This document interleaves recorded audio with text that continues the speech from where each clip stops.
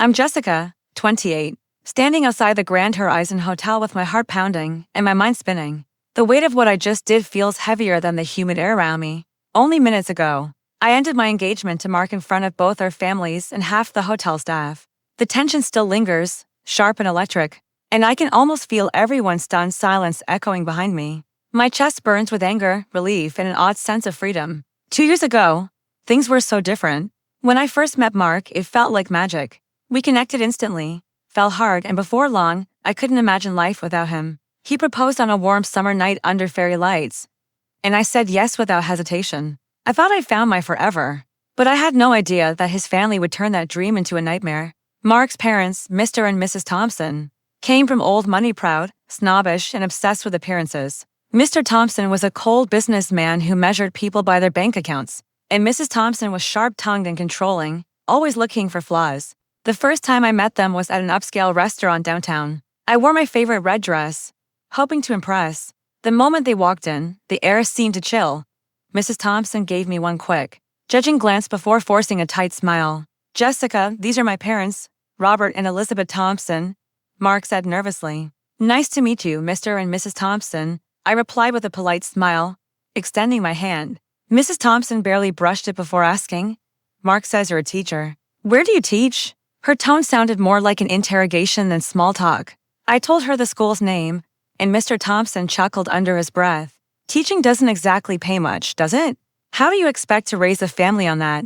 His bluntness caught me off guard, but I managed to smile. "I love what I do, and it's enough for me." Mrs. Thompson arched a brow. "And where will you live after the wedding? Surely not in some tiny apartment." I looked at Mark, silently begging for help, but he kept his eyes on his plate. "We're still figuring that out," I said softly. From that day on, his parents became a constant headache.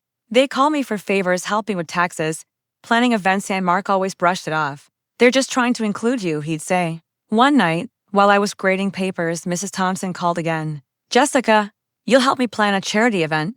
You're so organized." Her voice wasn't asking, it was ordering. "I'm really busy right now, Mrs. Thompson. Could we talk later?" I tried to sound polite. "Oh, it won't take long. Do it for the family," she insisted. I agreed, but inside I felt trapped. As the wedding date approached, we knew our parents had to meet. I was nervous beyond words. My folks are humble, hardworking people. Dad runs a small hardware shop and Mom's a nurse. They're warm, honest, and kind. The thought of them meeting the Thompsons made my stomach twist.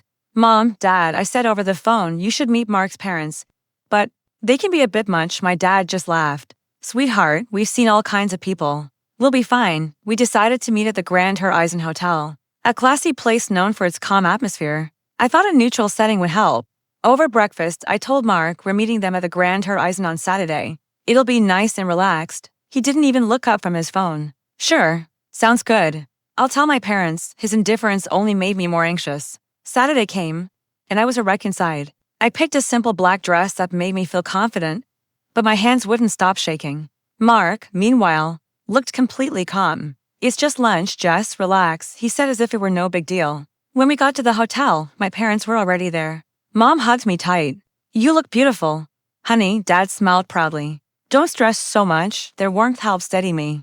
Then the Thompsons arrived, and instantly, the atmosphere shifted. Mrs. Thompson's gaze swept over the lobby. "Nice place, but a little overpriced, don't you think, Jessica?" she said with that trademark smirk. I forced a polite smile.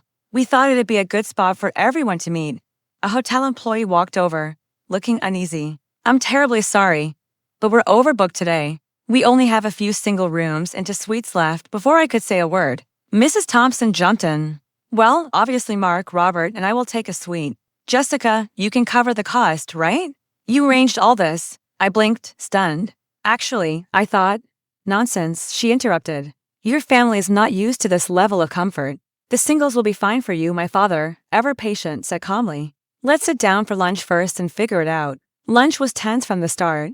The Thompsons made sly remarks about my parents' small business and my modest career. My parents stayed polite, but I could see the quiet hurt behind their smiles. When the check arrived, Mrs. Thompson circled back to the room issue. "We should take the suite. Jessica can handle the bill," she said sweetly.